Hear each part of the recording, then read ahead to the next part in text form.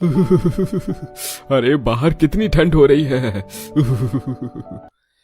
पापा पापा कंबल में आ जाओ, खाना बन चुका है। सही कहा राजू ने, अब जल्दी से खाना खा लेते हैं। ठंड में गर्म खाना खाने का मजा ही कुछ और है। एक गरीब परिवार अपने छोटे से घर में खुशहाल जिंदगी जी रहा था। राजीव मेहनत मजदूरी करके दिन में 200 से 300 रुपए ही कमाया करता था। पर एक दिन सुबह सुबह अचानक निशा की जेठानी अपने परिवार के साथ आती है।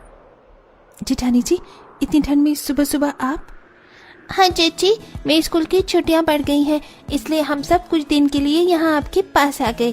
कुछ खाने को है तो दे दो ना, बहुत भूख लग रही थी। हाँ मेरा बच्चा, खाना बना हुआ है, बहू तो गोलू को खाना दे दे। इतनी ठंड में अपनी जेठानी और उसके परिवार को देखकर निशा थोड़ी परेशान हो जाती है और अपने पति से जाकर बोलती है, सुनिए जी, सब्जी खत्म हो गई है और जेठानी जी जब तक गोलू के स्कूल नहीं खुल जाते तब तक यहीं रहेंगी, इसलिए आप शाम को आते हुए सब्जी लेते आना। अभी के लिए तो मैं कुछ जुगाड़ कर लूंगी। ठीक है निशा। निशा और उसके परिवार की हालत पहले से ही बहुत खराब थी और जेठानी के आने के बाद उसकी परेशानी और बढ़ जाती है। पर फिर भी वो अपनी जेठानी, जेठ और उसके बच्चे को भरपेट खाना खिलाती है और उनके खाने के बाद जब थोड़ा सा खाना बच जाता है तो राजू खाने की जिद करता है। माँ, मुझे भी भूख लग रही है, अब तो सबने खाना खा लिया, अब तो खाने को दे दो। हाँ बेटा, दे रही हूँ।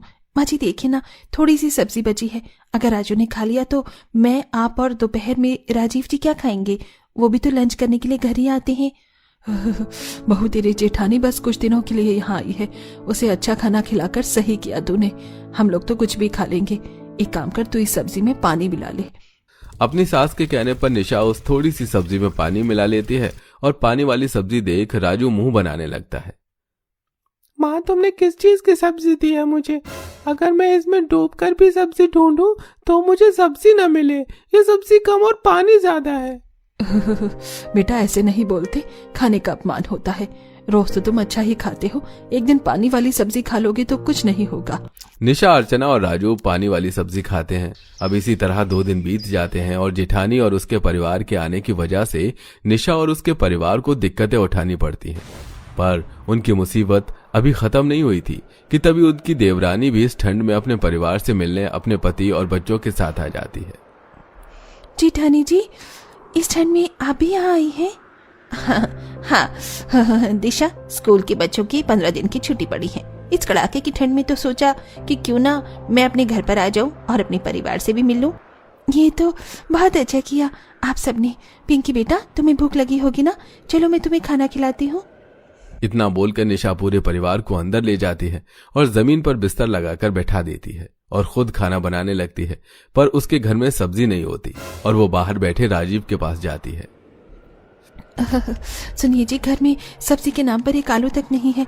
थोड़ी सी दाल रखी है, सोच रही हूँ कि वही बना दूं, पर आप किसी से पैसे उधार लेकर थोड़ा सा सब्जी ले आओ। क्या सब्जी खत्म है? पर मुझे कल तो दिहाड़ी मिली थी, मैं उसी से तो सब्जी लेकर आया था। अब इतना बड़ा परिवार है और आपकी दिहाड़ी सिर्फ 200-300 रुपए है। सब्जी इतनी महंगी है कि 200 रुपए में सिर्फ एक ही दिन की सब्जी बन पाती है। अच्छा ठीक है, तुम परेशान मत हो, मैं कुछ करता हूँ। और कोशिश करना कि घर में किसी को पता न चले कि हमारी स्थिति कैसी चल रही है। इतना बोलकर राजीव अपने एक दोस्त के पास जाता है और उससे कुछ पैसे उधार ले लेता है। तो वही निशा घर में रखी थोड़ी सी दाल बनाती है और अपने घर आई देवरानी, जेठानी, उनके पति, बच्चों को भरपेट अच्छा खाना खिलाती है। पर जब खुद के खाने की बारी आती है तो अर्चना उस दाल में पानी मिला देती है। माँ जी, आपने दाल में पानी क्यों मिला दिया? इतनी दाल तो रखी थी कि आप और राजू खा सके। मैं और राजू तो खा लेते, पर तू और राजीव क्या खाते? इस तरह अपनी गरीबी के चलते निशा, अर्चना, राजीव पानी वाली दाल रोटी से खाते हैं। पर घर में आए दिशा, आरती, उनके पति और बच्चों को कभी इस बात की भनक नहीं पड़ती। और एक दिन, दीदी, छुट्टी खत्म होने में सिर्फ 10 दिन ही बच रहे हैं। मैं सोच रही हूँ कि क्यों ना ननद जी को भी बुला लूं। अब आए हैं तो सब मिल ही लेते हैं, पता नहीं फिर कभी मौका मिले। ये तो बहुत अच्छा आइडिया है आरती, है ना माँ जी? हाँ बहू, वैसे भी बहुत समय हो गया है, मैं अपनी बेटी और उसके बच्चों से नहीं मिली। इसी बहाने मैं अपनी बेटी से भी मिल लूंगी। माँ जी कितनी खुश हैं, पर मैं सबका खाना कैसे पूरा करूं? जैसे जैसे ठंड में घर के सदस्य बढ़ रहे थे, वैसे वैसे निशा राजीव की परेशानी बढ़ती जा रही थी। अब अगले दिन अपनी भाभी के बुलाने पर काजल भी अपने बेटे को लेकर आ जाती है। भाभी, आप सबकी बहुत दिनों से याद आ रही थी। सोच रही थी कि इस ठंड में मिलने आऊं, और देखो आप सबकी एक साथ मुलाकात हो गई। हाँ बेटा, मुझे भी तुम सबको यहाँ एक साथ देखकर बहुत खुशी हो रही है। माँ, मुझे भी आपसे मिलकर बहुत ज्यादा अच्छा लग रहा है। भाभी, मुझे बहुत भूख लग रही है। आज तो मुझे आपके हाथों का खाना खाना है। काजल निशा अकेली है, वो इतने लोगों का खाना कैसे बना पाएगी? निशा, तुम कहो तो मैं तुम्हारी कोई मदद कर दूं? नहीं नहीं दीदी, मैं सब संभालूंगी। आप सब कुछ दिन के लिए यहाँ आए हैं और ऐसे में भी इस ठंड में मैं आप लोगों से काम करवाऊं, अच्छा थोड़ी ना लगता है। इतना बोलकर निशा खाना बनाने के लिए बैठती है और वो देखती है कि घर में सिर्फ 4 आलू और 1 कटोरी दाल रखी है। ये देख निशा बहुत परेशान होती है और जैसे ही राजीव घर आता है, अब तो ननद जी भी आ गई हैं और राजू भी जिद पर अड़ गया है कि आज वो पानी वाला खाना नहीं खाएगा, और घर में आज सब्जी दाल कुछ नहीं है। कहीं से कुछ बंदोबस्त करो ना। क्या बंदोबस्त करूं निशा? दिन की 200 से 300 रुपए की दिहाड़ी मिलती है, वो भी किसी न किसी चीज में खर्च हो जाती है, और अब तो किसी से उधार भी नहीं मांग सकता। एक काम करता हूँ, थोड़ी सी दाल दुकान वाले से उधार ले आता हूँ। राजीव बेटा, अभी तो तू दाल ला देगा, पर कल सुबह क्या बनेगा? माँ, चिंता मत करो, सुबह का भी इंतजाम हो जाएगा। मैं अभी दुकान वाले से उधार लेकर आता हूँ। राजीव अब दुकान जाता है और वहां पर आधा किलो दाल उधार मांगता है। नहीं राजू भैया, मैं आपको आधा किलो दाल उधार नहीं देने वाला। पिछली बार भी आप 1 किलो चावल उधार ले गए थे, अब तक पैसे नहीं दिए हैं। अगर लेना है दाल तो 200 ग्राम ले लो बस। कोई बात नहीं, आप 200 ग्राम ही दे दीजिए। राजीव 200 ग्राम दाल लेकर घर जाता है, जहां निशा दाल में आलू मिलाकर बनाती है और घर वालों को खाना खिलाती है, पर खुद पूरा परिवार भूखा रह जाता है। माँ, तुम मुझसे नाराज हो, इसलिए तुमने मुझे आज खाना नहीं दिया। अब से मैं पानी वाला खाना चुपचाप खा लिया करूंगा। कुछ खाने को दे दो, बहुत भूख लग रही है। चाची, मुझे भी फिर से भूख लग गई है। बच्चों की बातें सुनकर निशा थोड़ा सा चावल कढ़ाई में भूनकर बच्चों को खाने को देती है, और अगली सुबह घर में दाल सब्जी न होने की वजह से अर्चना और निशा अपनी पड़ोस के घर राशन मांगने जाती है। और इसी बीच दिशा, आरती, काजल खुद खाना बनाने के लिए बैठती हैं और वो देखती हैं कि घर का सारा राशन खत्म है। भाभी, घर में तो राशन का एक दाना नहीं है, कैसे भाभी ने हम लोगों को खाना खिलाया होगा? मेरी देवरानी की आर्थिक स्थिति इतनी खराब है, मुझे पता नहीं था। अगर पता होता तो हम सब एक साथ यहाँ आते ही नहीं। भाभी, आपने हमें बताया क्यों नहीं अपनी खराब परिस्थिति के बारे में? घर में एक दाना नहीं है और इसमें भी आपने हमें इतना अच्छा खाना खिलाया। हमें बता देती तो हम कुछ मदद करते आपकी। अच्छा हुआ बुआ जो आपको सच का पता चल गया। आपको नहीं पता, आप लोगों को माँ अच्छा खाना खिलाती थी और मुझे पानी वाला। ये राजू क्या बोल रहा है भाभी? आप सब इस ठंड में इतने दिनों बाद यहाँ आए थे। मैं नहीं चाहती थी कि आप लोगों को कुछ भी पता चले। मैं चाहती थी जैसे आप हंसते हंसते आए हैं वैसे ही जाएं। निशा, हम एक परिवार हैं। वो तो किस्मत का खेल ऐसा है कि हम सबको अलग रहना पड़ रहा है और मौका देखकर मिलने के लिए यहाँ आ जाते हैं, पर इसका मतलब ये नहीं कि हम पराये हो गए हैं। मैं अभी तुम्हारे जेठ जी को भेजती हूँ राशन लाने के लिए। हम सब अच्छा खाना खाएंगे आज। जब दिशा के परिवार को उसकी स्थिति का पता चलता है तो दिशा, आरती और अंजलि मिलकर घर में राशन मंगवाते हैं और सब उस दिन अच्छा खाना खाते हैं। इसी तरह कुछ दिन बीत जाते हैं और छुट्टियां खत्म होने पर ठंड में सभी लोग अपने अपने घर चले जाते हैं और एक बार फिर से निशा पहले की तरह रहती है। मुझे नहीं लगता कि हम ये कर पाएंगी, ये बहुत ज्यादा कठिन है। ऊपर से ठंड में हाथ पैर भी सुन्न पड़ रहा है, सारे शरीर का खून जमने को हो रहा है।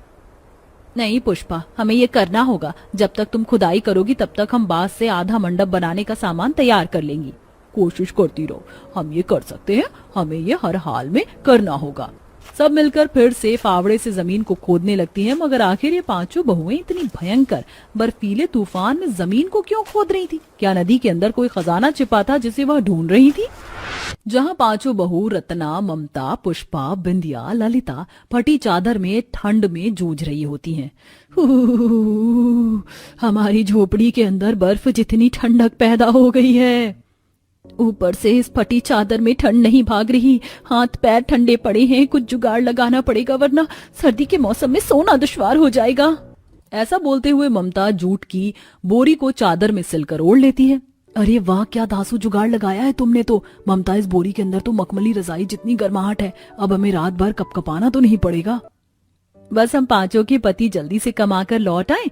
लाला का उधार भी हमारे सर पर इतना ज्यादा चढ़ गया है, हर दिन टोकता है। ऊपर से कई महीनों का किराया भी सर पर चढ़ गया है। पांचों इन्हीं सब चिंता में बातचीत करते हुए सो जाती हैं। पांचों बहुएं मध्यम वर्गीय परिवार से आई थी और जुगाड़ू थी। कुछ ही दिन में पांचों भाई शहर से गांव लौट आते हैं। रतन, अरे ओ रतन, कहाँ हो तुम लोग? देखो हम लोग आ गए। आप आ गए? आप लोग, पता है हम पांचों आप भाइयों के आने का रोज रास्ता देखती थी। ये सब छोड़ो, ये देखो हम तुम पांचों के लिए क्या लेकर आए हैं। साड़ियाँ, चूड़ियाँ, बालियाँ। तुम लोगों को हमेशा शिकायत रहती थी ना कि हम तुम्हें कभी कुछ लाकर खरीद कर नहीं देते, तो इस बार हम तुम्हारे लिए उपहार लाए हैं।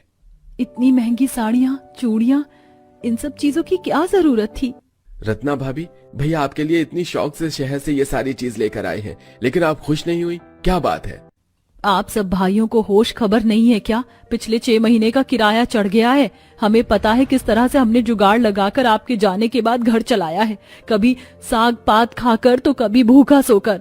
मकान मालिक को क्या जवाब देंगे? किराया मांगने आते ही होंगे। तुम लोग चिंता मत करो, हम बात कर लेंगे। फिलहाल 1-2 महीने का किराया भर देंगे, बाकी थोड़ी मोहलत मांग लेंगे।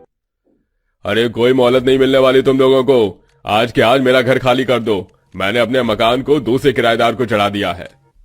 अब पूरा परिवार ठंड के भयंकर मौसम में सड़क पर दर दर भटकने लगता है। तभी मौसम इतना ज्यादा खराब हो जाता है कि भयंकर बर्फ की बारिश होने लगती है। हे भगवान, मौसम खराब हो गया, ठंड भी बढ़ती जा रही है, शाम भी ढलती जा रही है। हमारे पास सिर छुपाने के लिए जगह नहीं है, कोई तो जुगाड़ लगाना पड़ेगा। तभी रत्ना को एकदम से कुछ याद आता है। हे भगवान, ये चूल्हा तो आज चिमनी जितना धुआं मचा रहा है। लकड़ियां उससे इतनी भीग गई हैं कि आग नहीं पकड़ रही हैं। पुष्पा, लकड़ी बुझा दो। रत्ना जिज्जी, आप मुझे 10-20 रुपए दे दीजिए, मैं उपले ले आती हूँ खरीद कर। अगर मेरे पास पैसे होते तो क्या कहना पड़ता बिंदिया, पिछले सारे पैसे खत्म हो गए। उधार में थोड़ा आटा चावल लाई हूँ लाला से। हे भगवान, ये क्या मुसीबत पड़ गई है। चूल्हा नहीं जलेगा तो खाना कैसे बनेगा? कुछ जुगाड़ भी नहीं सूझ रहा है। एक जुगाड़ है, चलो क्यों ना हम नदी के पास वाले घने बांस के जंगल में चलते हैं, ईंधन के लिए लकड़ी ले आते हैं। पांचों जुगाड़ू बहू अपनी जरूरत पूरी करने के लिए उस घने जंगल में आती हैं जहाँ कोई आता जाता नहीं है। देखो, इस जंगल में कितने सारे सूखे पत्ते हैं। सूखे पत्तों से बहुत ही अच्छी चूल्हे की आंच पकड़ती है, इसलिए चलते हैं। और देखो, लगता है ये कुछ बांस के पेड़ भी तूफान में टूटकर गिर पड़े हैं, इसे भी ले चलते हैं, काम आएगा। पांचों बहुएं बांस के बड़े बड़े टहनियों को जंगल से इस्तेमाल के लिए लेकर आती हैं। चलो सब लोग जंगल वाली नदी के पास चलते हैं। सब लोग किसी तरह नदी के किनारे आते हैं और बांस के घने पेड़ के नीचे 5 बहू आग जलाकर जुगाड़ से गर्माहट में रात गुजारती हैं। सूरज की किरण फूटने के साथ अगला दिन चढ़ जाता है। कल की रात तो किसी तरह निकल गई, लेकिन हम बहुओं को ठिकाना तो बनाना होगा, क्योंकि ठंड का मौसम है, खुले में रहे तो सर्दी से मर जाएंगे। पांचों बड़े गौर से नदी को देखती हैं। तभी ममता रत्ना से कहती है, रत्ना जिज्जी, जो मैं सोच रही हूँ कि आपको भी वही जुगाड़ आ रहा है। हम इस नदी के किनारे अपने रहने के लिए बांस का मजबूत बम्बू हाउस बना सकती हैं, क्योंकि बांस तो लकड़ी का होता है, वो डूबता नहीं है बल्कि तैरता है। और साथ में हम इस नदी और जंगल के बीच में एक बांध भी बना लेंगे, ताकि हम जल और थल दोनों के बीच में से अपना भरण पोषण की पूर्ति भी कर सकें। ये तुमने बहुत ही अच्छा जुगाड़ लगाया ममता। आज तक हम गरीब जुगाड़ू बहू ने छोटे मोटे जुगाड़ किए थे, लेकिन आज हम जुगाड़ से घर बनाने जा रही है। किसी ने ठीक ही कहा है, जिसका कोई नहीं होता उसका ऊपर वाला होता है। अब पांचों ठंड में कांपते कांपते बांस के पेड़ काट कर घर की नींव रखती हैं। तभी बांस के घने पेड़ से एक सांप कुंडली मारकर उनके सामने आ जाता है। सांप, बचाओ बचाओ। तभी पांचों के पति लाठी मारकर सांप को मार देते हैं। पांचों जुगाड़ू बहुएं नदी के किनारे पर घर और बांस का बांध भी बना लेती हैं।